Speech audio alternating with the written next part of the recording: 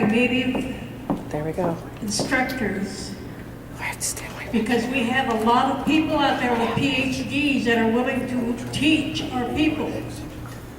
And we have, my cousin is going to a welding school. And we have a lot of young people that want to learn a trade, but they have to go off the reservation to do it. And their family's here. So, do they need this power here? Do they need that? Okay, they can whatever that.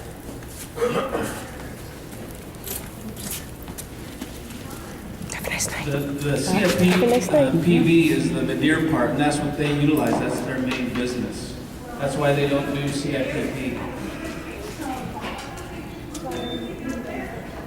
I'm still here. It's They a said I'm totally still different here. plant. I mean, Couldn't get rid of me. Who gets these? I upload them online to YouTube and Facebook. the CIPP Anybody plant who wants to watch it. is a dimensional lumber. I mean, it's a totally different layout.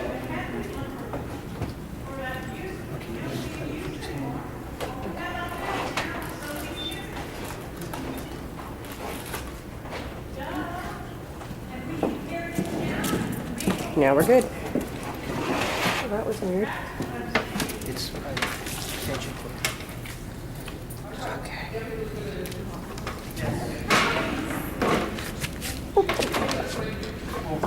Just the last thing I wanted to address Dwayne on, that I want to be clear to the people is when we came to the table, this council here, we didn't buy that mill.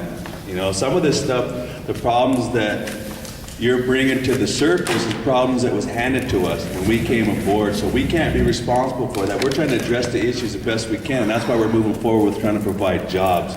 So we didn't come on and say, you know what, we want to spend $3 million a year and have that sit idle. We're trying to address the issue.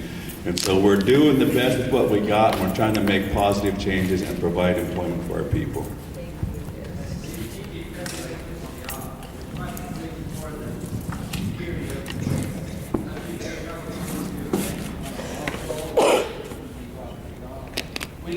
We get federal funds for trouble. It's totally different.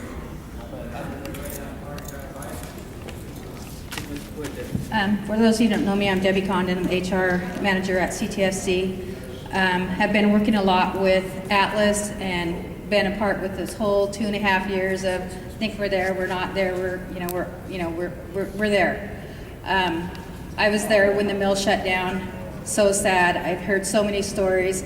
After we got done shutting down, the longevity of everybody working there is about 14 years. So that's people that came out of high school, went right to work, or maybe didn't even finish high school, went right to work. That's all they know. When the mills went down, like everybody said, they're devastated. But here we are, we've got some jobs, we finally got the lease signed, so now we're gonna move forward. And how we're gonna move forward, what they've decided to do is utilize our people here, because they know we have skilled workers here. They know that I have dedicated people. You people are not gonna leave here. They're here, we're gonna utilize myself, employment and training, TANF, Taro, WorkSource, all these other different people, tribal programs, in order to get their workforce here.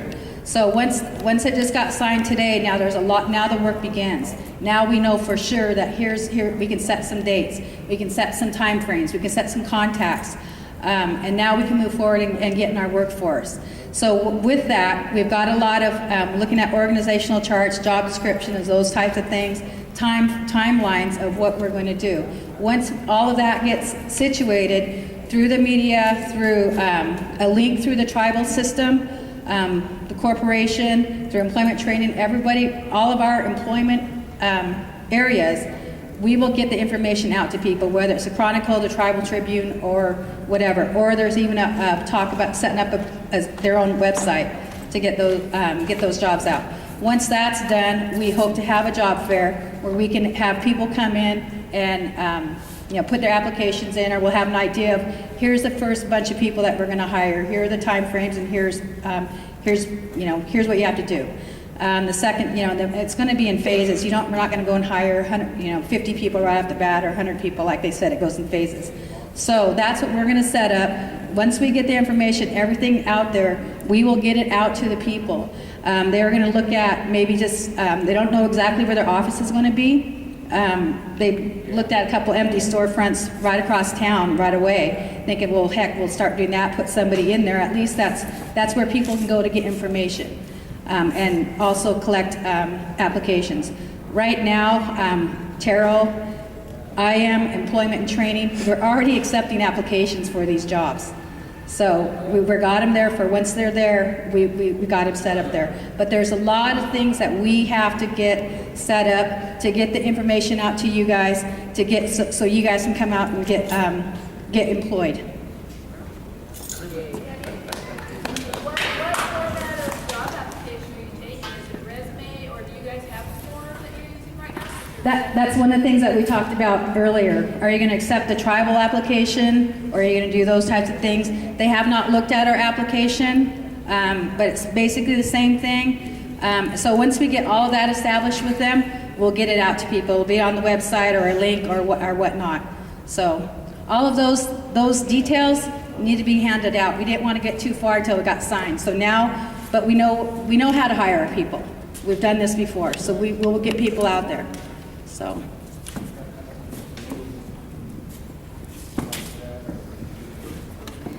I just wanted to give a final couple of remarks from Atlas's perspective. First of all, again, thank you guys for having us tonight.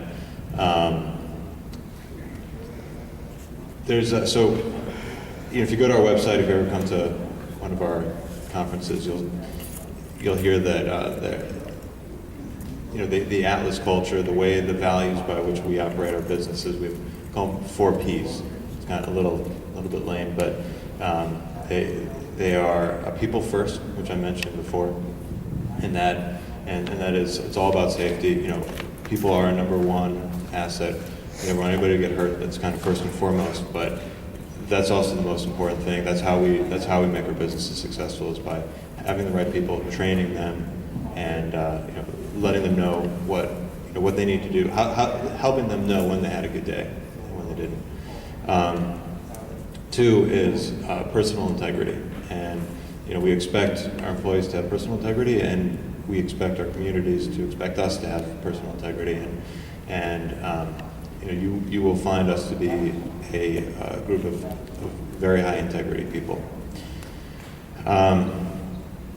Number 3 is performance excellence, and that's part of the training regimen, and we'll bring that with us to the mill, and by the end of the lease, we'll have a humming operation that exemplifies performance excellence. And the 4th P is passion, and I think we've seen tonight that there's a lot of passion here, and so I'm very excited for what this mill can do once we get going. I think, remind me of your name? Michelle. So Michelle made a really good point. We're here to operate a business. That's what we do. That's what we think we're good at. And that's kind of where, to some extent, that's where it stops. It's not all of it. I mean, we are a corporate citizen. We will be a good we will be a good member of the community here. But we will not be in your woods.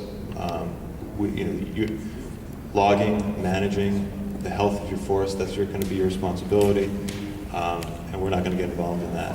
I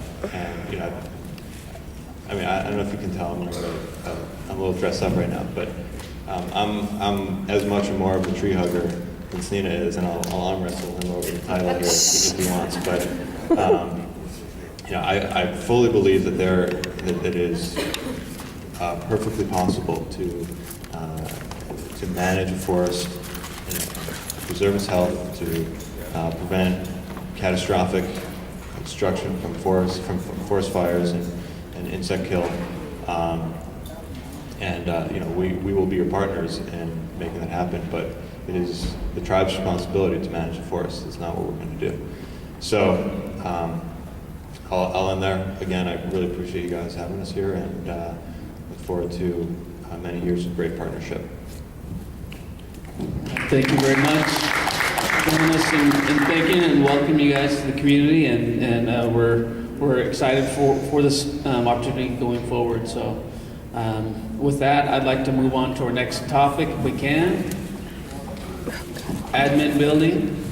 I am starting the list right now, so who wants to speak first?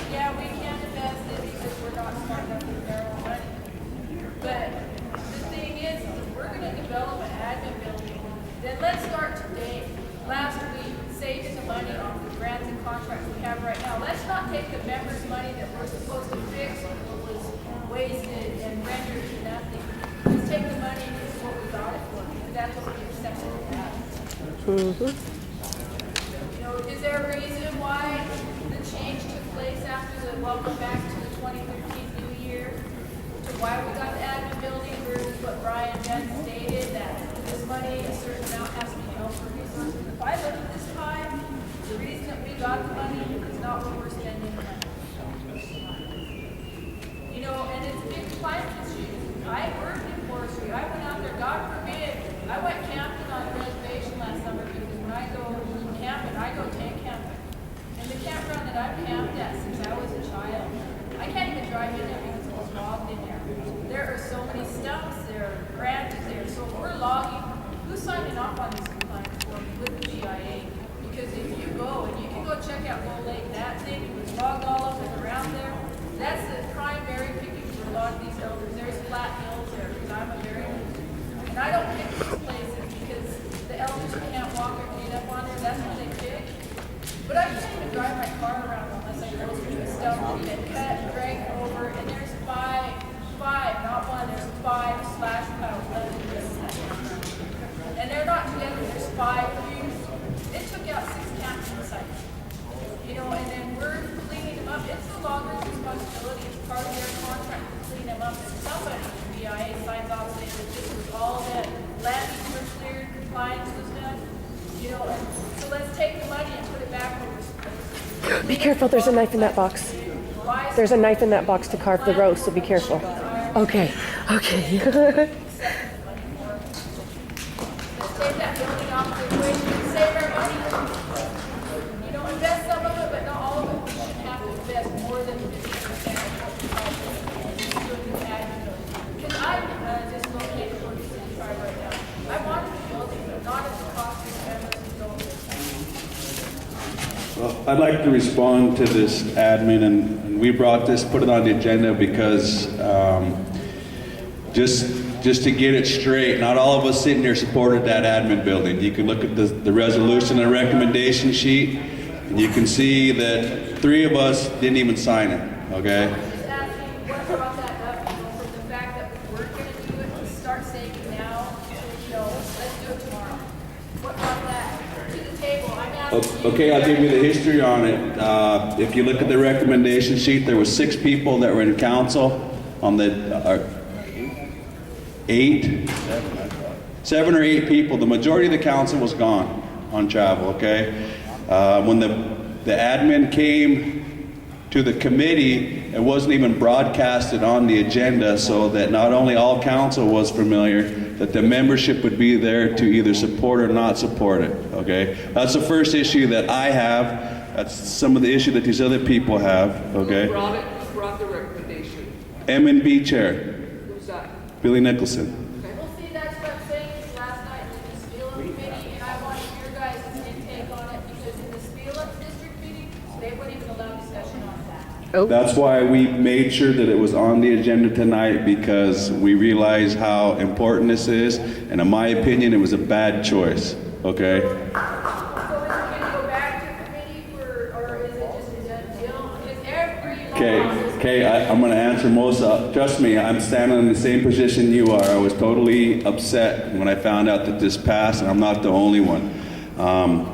The way everything went down, in my opinion, is it was snuck through the process, okay? I put a little post on Facebook, and I was upset saying that it looks to the membership like we're gonna be self-serving and give ourselves a new office, which we don't know if we'll even be in there anyways. That's beside the point. But what I'm saying is, why aren't we giving our elders a new senior building? Why aren't we doing a wellness center? Why aren't we upgrading our community centers? Why aren't we doing a convalescence center? We got other jobs ready, the casino. Why do we take some money investing in that? Why do we take some money investing in our infrastructure for our industrial park? There's 3 of us here, and I'm not trying to throw anybody on the bus. Everybody's gonna have their chance to defend themselves or whatever they stand. I know where most of us stand. I am totally against the admin building. I was very pissed off when I found out about it. Like I said, it wasn't fair to the membership to not know that it was even being brought forward. Okay, we've had discussion, we've actually had heated debate on this after the fact, once it was passed.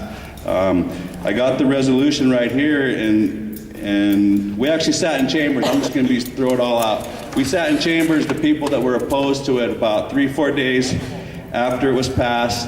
And we sat there was 5-6 of us in there, and we said, how can we get this resolution rescinded? There's other priorities that need to be taken care of first before we build a new admin building, okay? We sat there for like an hour after committee, there was 5 of us. The only way we can see it coming back for discussion is that anybody that voted in favor of it has to bring it back. If they don't bring it back, there's nothing that we can do. That's one the option. The other scenario that we see, and I've talked to the chairman, about it. I'm trying to get him on a technicality and say that this resolution that they passed for the admin building conflicts with the way the Quam's written. It says on here, if I'm reading it right, the 50% is a sustainable fund that uses yearly derived interest toward future community-driven projects identified in the SEDS document. The way I understand it is we're only supposed to be able to spend the money off the interest that's accrued to that after a yearly basis. Okay, that's not what happened. That's another reason why we're upset. We're trying to get it brought back. We're trying to figure out ways how to, if we're gonna make a $40 million decision, I don't want 6 councilmen making that decision for 9,400 members. Or, you guys did us justice by bringing out the Quam plan and informing all the members and let us know this is what it is and this is why it is.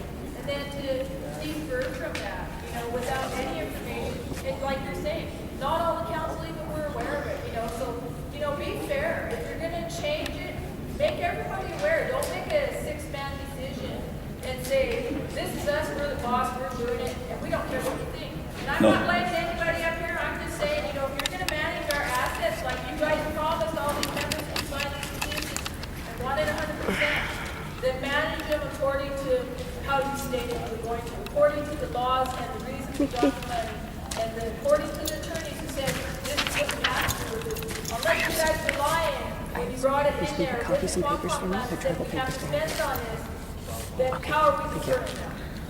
When something's brought to the table for discussion, we vote on that. If I support it, I don't support it. I base my vote on the facts and the pros and cons that are presented to me at that time, okay? So I supported the way the Quam was and sustainable the way I understood it. That's not what happened. And that's not what happened. And like I said, it was snuck through. I could stand here and speak all night. I am totally against it. There's other ways that money should have been spent. It's supposed to be, in my opinion, sitting there deriving interest. We're supposed to only spend the money off the interest. Okay, I'll let somebody else speak. She's first. I had my hand up. I just want to respond. I think that we should be able to take our positions, and then you guys can respond to all of us on our positions. This actually, there's a number of things that actually went down on this decision that was in question. And for me, number one, I'm concerned that we have a 10 signature process for emergencies, And we're signing off, 10 signatures, faxing it off, making sure everybody, 10, the majority of our full council is aware of certain things before we pass a $500 or $1,000 change in a budget mod or something. Yet, we can have 6 people vote to move $40 million into a project that the rest of the majority of us weren't even aware of. Look, I'm one of these people that I want to have options. I want the facts. I want time to read things out. People who know me know that I don't make decisions off the cuff. I don't, especially when it comes to money. We were having meetings about multiple options, how we were going to invest this part of the Quam plan. One of them was an irrevocable trust fund. I'm all about the future. We don't have any reserves. Our reserves are nothing. I remember the days when we had 17 million, 20-some million, 40-some million in reserves. We don't have anything. We have less than $1 million in reserves right now. Wait, it's low. It's sickening. We need, in order for us to keep moving forward and investing in business, which also provides jobs, which also produces revenue, which we can reinvest back into our tribe, which we can reinvest into a building. We had this irrevocable trust fund that would have generated revenue. It would have generated interest. It would have been planned over a long period of time. It would have, anybody who knows anything about investments knows if we invest in something over time, it will make money off of it. We also had thoughts of the casino. How often are we traveling out there, going to businesses, going to meetings, and attending every casino in Indian country? But what about our own? We hear over and over, why don't we have a nice casino? Why don't we have a conference center? Guess what? Our casino in Okanagan is shovel ready, been for 3 years, over 300 and some jobs. Not to say that all the money that we'd be making. Regional business and economic feasibility study's been done. Every business in this region has been saying, where is your casino? We want you guys to build a casino and a resort center. And guess what? We have a Walmart here right up the street that should have been on the res. We have a Home Depot up the street that should have been on the res. Now we're talking about Costco. All of this should have been in a plan about investment into the future, business investment, economic development, job creation. But we leave to a Salish conference where our elders, 6 of us, our elders were being acknowledged and awarded there for their good work in our language movement that we've been doing. And this happens. John asked the management and budget chair not to move this forward. You know, we're working on these other things. Don't present that. But guess what? This is what happens. This is the dirty thing about politics. Small group of people made a decision, spent the money, $40 million towards an administration building where we have bonds. There could be other grants. There's not even a site that is picked for this administration building. There are multiple plans all over the place. There's not even there's no plan that's been approved by this council. But because we want to hurry and spend that money, because I was told, I walked in a room and I heard one of our councilmen say, good deal, Okanagan Casino is dead. It's districtitis, folks. We got districtitis at the council. And you know what? I'm here, I'm not a career politician. I wanted to use my skills to make some good decisions for our tribe and for our future, because my family is from here, and I'm from here, and I'm proud of it. We have a lot of good things going on. And we are not working together. We got all these conspiracy theories out there. You don't even want to know what's going on. But the bottom line is, please, If you guys have an issue about us allowing 6 votes to take $40 million and put it towards something without the majority of the council supporting it, you guys need to speak up. That's all I have to say. Who's going to bring it back to the table? Somebody that's voted against it. On this recommendation sheet, who's the last 2 signatures? I can't read their signatures. Who's those last 2? Richard Swan and Ernest. Richard Swan. Oh, I'll throw you under the table. So we've got a list. Do you want to speak, or do you want to have the people speak first, or? Do we just take a small 'Cause- break? Go ahead. Can we stop the decision? Can we stop the decision is the question. The people, can we stop the decision of the bill?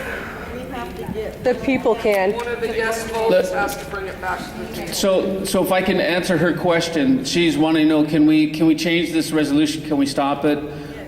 Somebody that voted for the resolution can bring it back to the table for reconsideration. That's the quickest and easiest way to do it.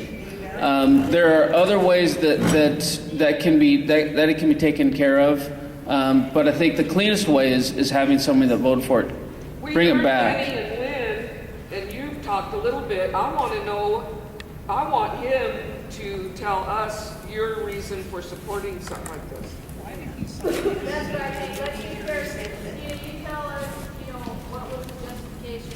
Just to be fair to you, I mean, what was your deciding factor on this? Okay. I'm getting kind of hung over here. That's okay. Okay, and that's okay.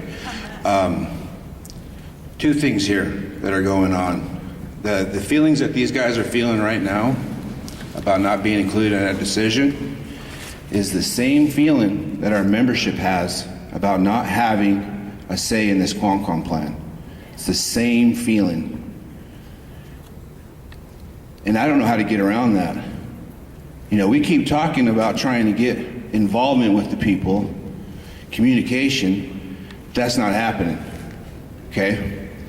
I told these guys when I started, and we started doing this Qualcomm plan, I said, if we do not use this money, I'm going to pay it out. I want to pay it out to our people. Our people are poor. Our people are pitiful. Awesome. It drives me nuts. We can't make any decisions at that table at all. Everything that we've done, the Qualcomm plan, everything has been taking us this long. A year ago, we got this money, and it's not as detailed as anything as far as we can get it. I keep telling these guys, let's have a meeting. Let's stop all of our other business and have a meeting every 2 weeks until we finalize this plan. None of the council can get together to do this. We're sitting on this money. It's making a 1% interest rate right now. That drives me freaking nuts. I'm sorry, but it does. Now, this sustainable fund was put in the Qualcomm plan for investment reasons. You put in the whole thing was, you put this money into there, into that portion of the fund. You have any project that we usually fund through loans or anything like that, you take that and you borrow it from yourself. This admin building is a borrowing from that fund. It's not it's not depleting it. It's going to pay it back with interest. They have they have a 5% interest rate that's going back to it. It's paying back itself, so we don't have to get loans. Now, the biggest thing, who's all in construction here? You guys are the ones I'm fighting for right now. Over there, you came and told me, I want to work here closer. You've been to North Dakota because there ain't nothing here. There's nothing here. There's not, it's not about that. You can't justify spending this money on an admin building that ain't going to put people to work. And how can they repay with interest when you're spending that much money on a I'll get to that. But right now, my mind, the way the government makes money, or the way the government makes jobs, first of all, we can set up a program. That program, we can hire people and do a job. right? We can do incentives. You know, we do tax incentives. We did that with the cigarettes. All of a sudden, all these jobs pop up. The way government does a big job is they allocate money to a big old program like a bridge, a dam, or something. Or a community center. Or a community center, or anything, right? And they do these things and they create jobs, okay? Now, we have several projects coming up.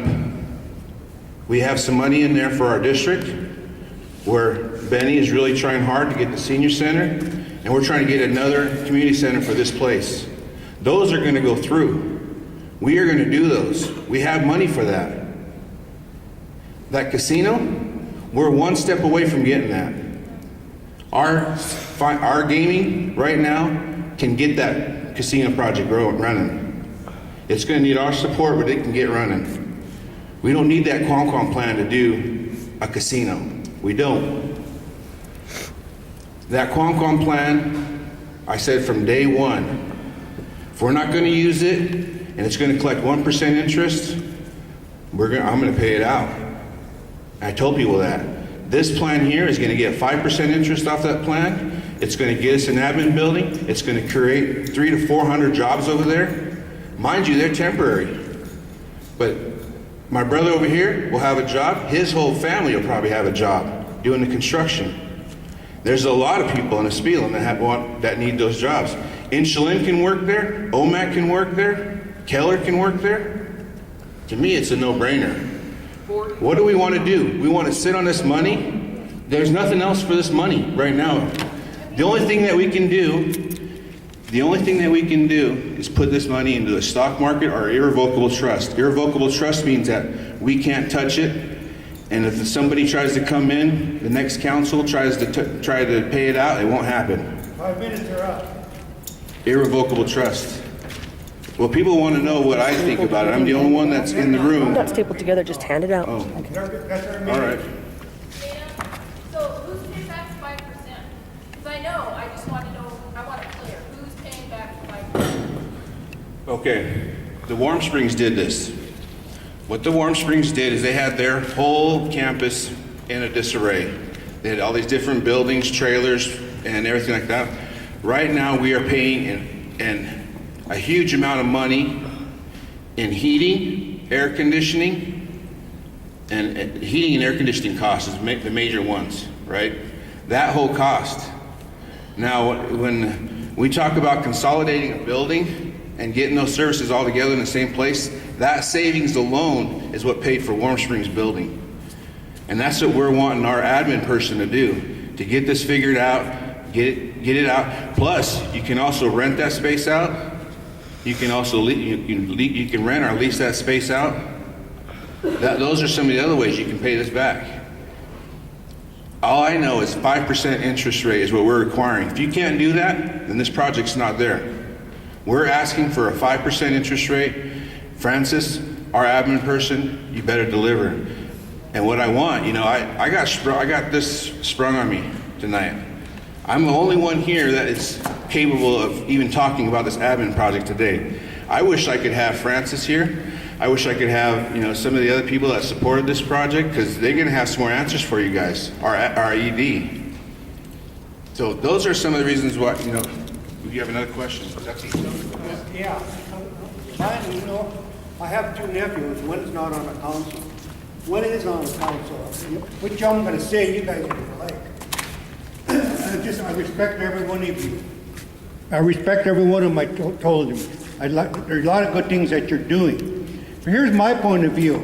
I disagreed with my sister also. I told him the money belonged to the people. You guys can know how to spend your own money that you have coming to you.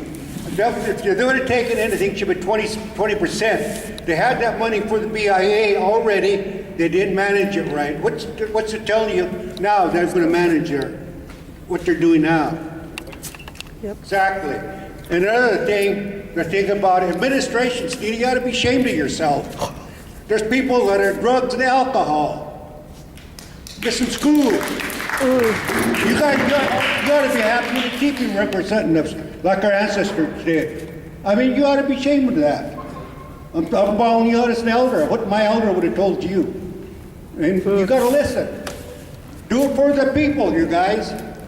Remember that. One day you'll have to answer to the Creator. Remember. Thank you.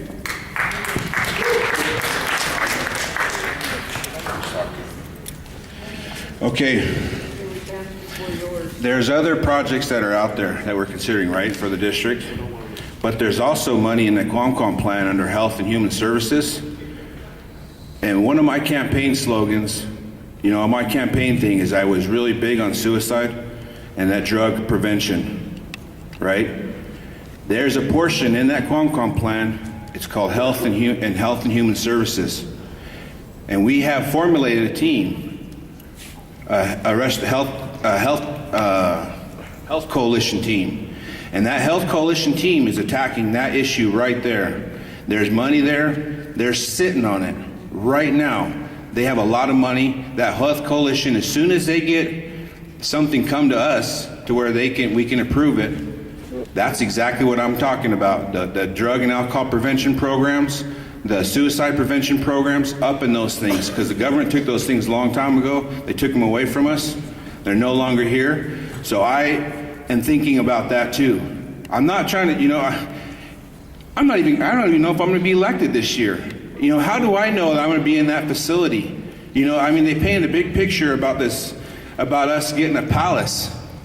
You know, I could care less what my office is. You guys can leave me in my office over there, right next to, you know, where we're at right now. I am really super focused on jobs. I'm really super focused on getting this money utilized. I am absolutely sick and tired of us sitting on it. And if we're not giving it to our people, we better be doing something with it. Thank you, Sunita. You know, I just want to give you, I guess, my position on it too, and I'm not gonna throw Sunita under the bus because I've been working with the tribe for a long time. I was working in planning a long time ago when we put together the first plan to do an admin building. And we had low interest loans through USDA at 1% to pay for it. He's exactly right. The difference in cost savings just on the power alone was going to make the mortgage payment on that loan. We're paying so much on power. We had somebody come. Yeah, REA is a lot of money, but. Yeah, I don't think we'd be able to move the admin building here, but anyway, so one of the things that's really key, we have people that have health problems because of all of our buildings. When people ask about it, like they say, well, you know, which one's our best building? Or we're like, well, you know, which one's condemned? Or like, which one's not condemned? Because they're all condemned buildings. And it's been that way for about 20, 30 years. We're not putting money into maintenance. We're not doing that.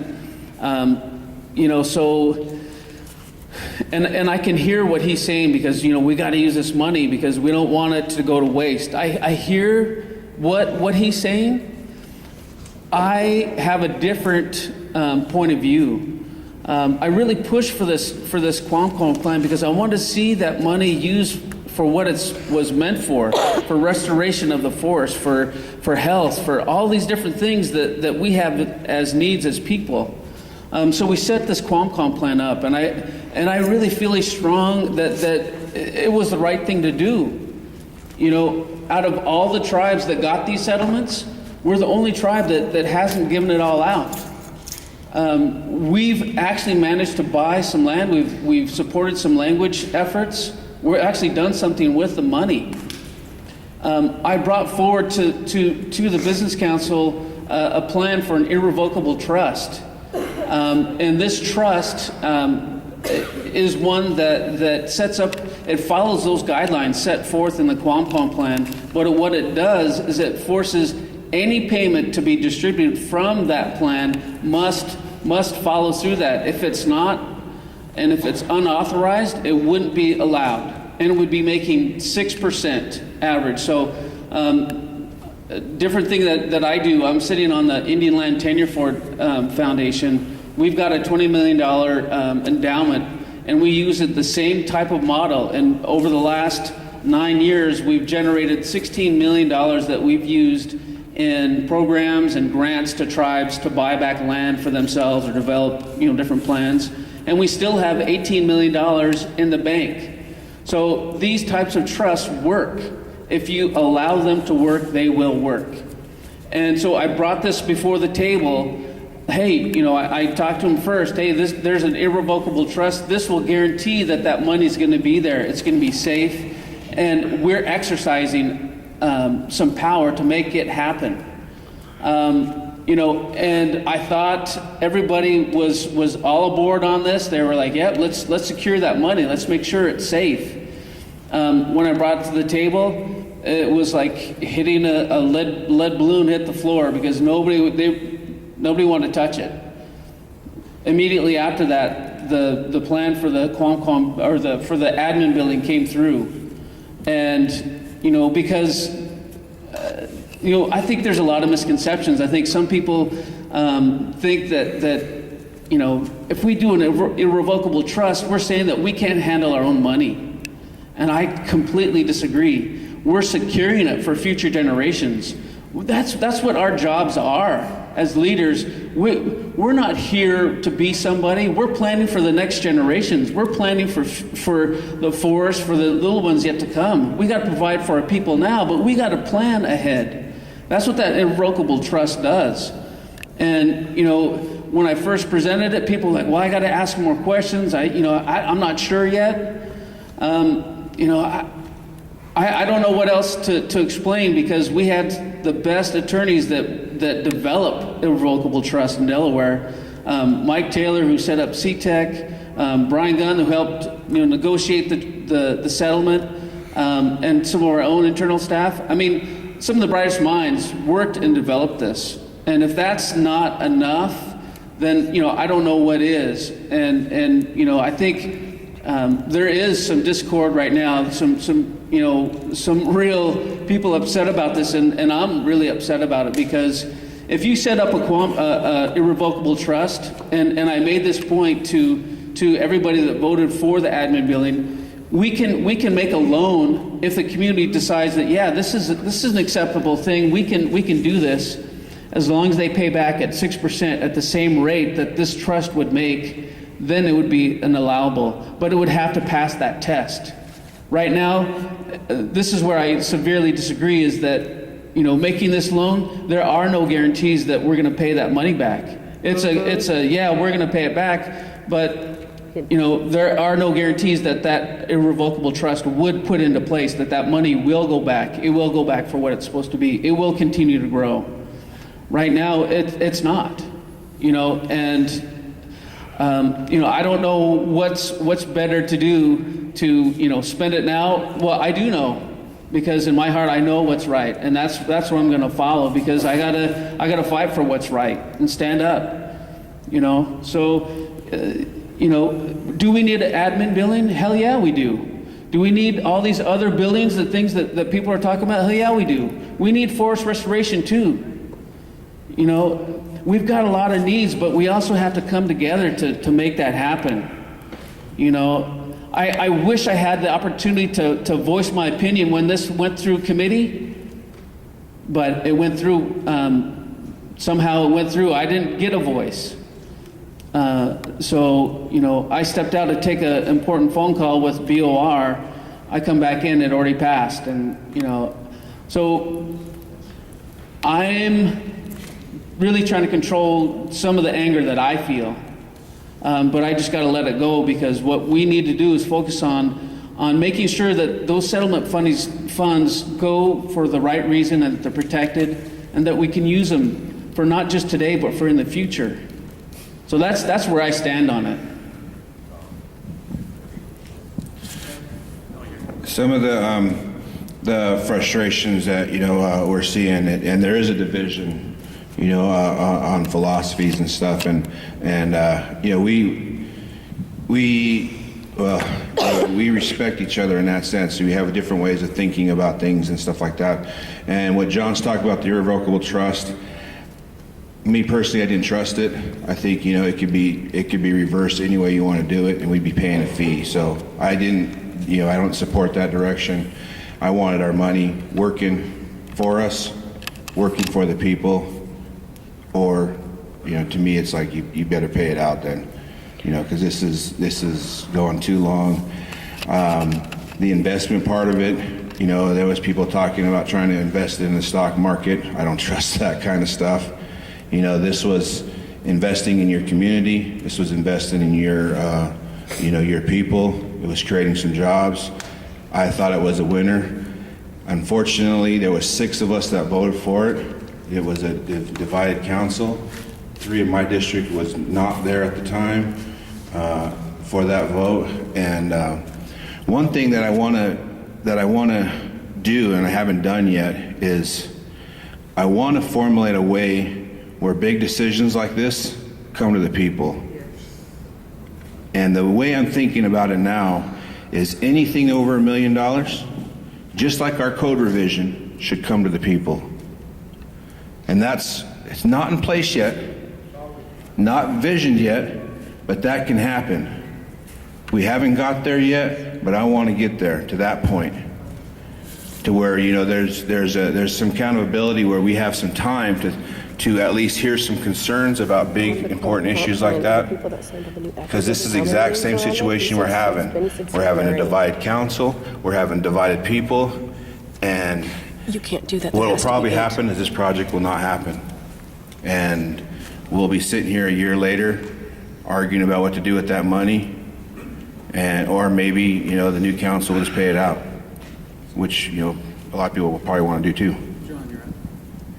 I was just looking at this. How can, there's 14 of you guys. How can 6 people There's a move quorum. $40 million? You guys have to have a What can quorum. we do as tribal members put a stop to this? I mean, there's 14 of you guys, and 6 people are making decisions? Do we got to shut the businesses down and go camp out on your guys' front step? Because, We're gonna write up a resolution. this is We're gonna crazy. Take it to Cena, and he's gonna take it There's- to the table, and he's gonna and we're gonna make 14 people- 14 of those people sit around. 14 people made a decision not to give you guys that money. 14 people did that. And nobody liked that. Nobody liked that. And now it's 6 people. So this money is truly dividing us. Eating away But at it's us. legal to do it this way. We had quorum. We had a full quorum of people there to meet quorum.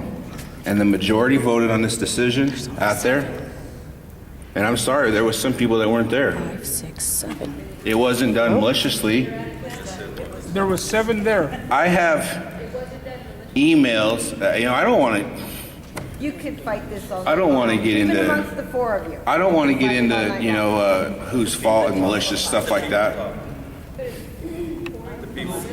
We've got a list. Tina, my name's Tina Tyler from the Omak district, and I'm asking you, will you take this back to the table on behalf of your people? Right there. You go home and you think about it, and you go over there and you look Mike Finley and Brian Nissen and William Nicholson in the eyes and tell them, my people want this back on the table. And do what with that money? That's not the issue. I ask you if you will take that back to the table so it can be considered. And, well, the only reason I'm doing this is because there's no decision on this money. We either, Let's stick to the let's stick to the list. Luana's up. Lana. Sorry.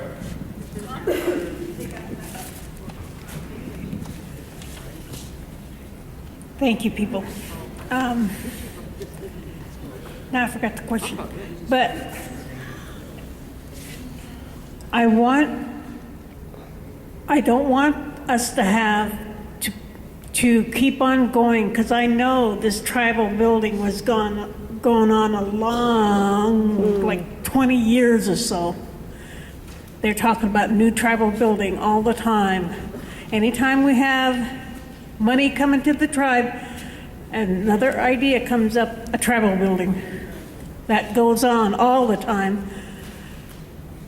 This compound plan, I wasn't in for it. I wasn't for it at all. But when I looked at it, the graph on the Tribune, I seen how they spread it out, and I'm for the language program. I'm for the Head Start program. I'm for education. I want our people to get educated, and I want this mill gone so we can use it to build a college. If they want to build, Atlas wants to build, they can build out there. They can expand out there. But I believe that these people, they inherited all the problems. Our former councilman did. They inherited it. These four